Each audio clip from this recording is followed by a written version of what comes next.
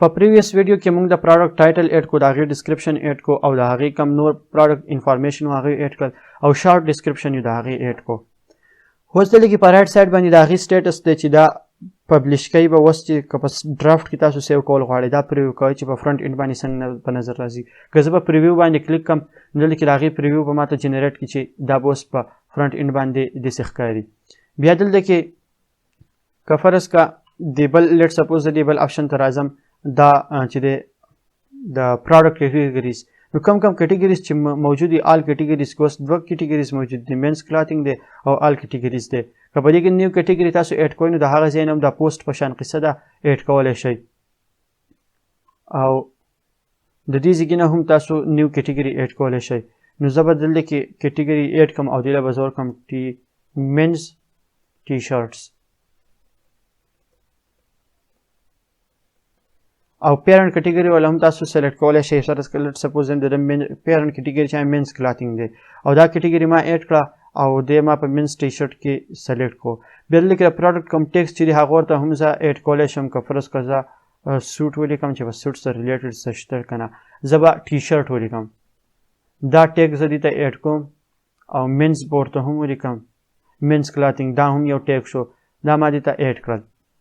ټیک شوه. بیا دلته کې پروډکټ ایمیج دی هغه به سلیکټ کړئ.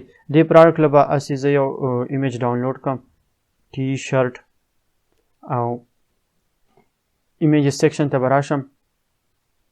د دې ډیمو دپاره به زه دا ډاونلوډ کړم یو او یو دوه درې به ورسره نور ډاونلوډ کړم. ما یو څو ایمیجز ډاونلوډ کړل او دا به زه اوس دلته کې دې پروډکټ ته اډ کړم. ډاونلوډ ته به راشو، ایمیجز چې کم دي دا درې واړه به زه دې ځای نه کاپي کړم او دلته کې به پیسټ کړم، ډریګ ډراپ بشي. دا به زه مین ایمیج سلیکټ کړم. بیا دلته کې پروډکټ ګیلري کې د پروډکټ کم نور ایمیجز چې دی هغې ته به زه یو ایمیج دا نور دوه هم سلیکټ کړم. دا شو د پروډکټ ایمیجز. ټیک شوه. او د دې نه پس به زه په پبلش باندې کلیک کړم نو دا پروډکټ چې دی دا پبلش شو.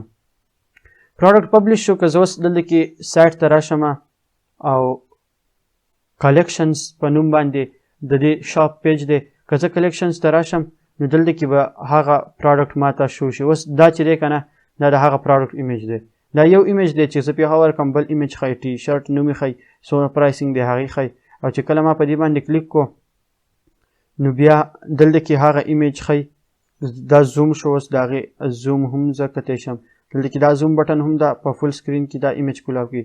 بیا دلته کې دا هغه نور ایکسټرا ایمیجز چې مو ورته اډ کړل دا هغه ایمیجز شو. ډسکرپشن یې دلته کې ښایي کارټ ته څونه پکار دی اډ کول، سټاک کیپینګ یونټ ښایي، کم کیټیګریز ده، مین ټیکس چې ورته کم اډ شوي دي هغه ټیکس ښایي. او دلته کې د هغې هغه فل ډسکرپشن چې دی هغه ښایي.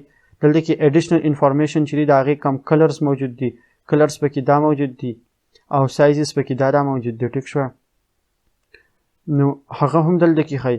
دلته کې ریویو پې چا نه ده کړې، که دلته کې ریویو پې شوی وی هغه ریویو به هم دلته کې ښوله. نو که دا زه اوس اډ ټو کارټ کوم سمپل پروسس دی، د دې ځای کې نه به دا بای شي. دلته کې ان د کارټ انفارمیشن ښایي چې مطلب کم دغه دي. او بیا د هغې نه پس پروسیډ ټو چیک آوټ او هلته کې انفارمیشن ورکړه او دا بای کړه. نو دا چې ټول شو دا شو د دغه سره ریلیټډ سمپل پروډکټ ریلیټډ سره. په نیکسټ ویډیو کې موږ نور پروډکټ ګورو چې دا ګروپ پروډکټس ته ایکسټرنل افیلیټ څنګه او ویریبل پروډکټ څنګه.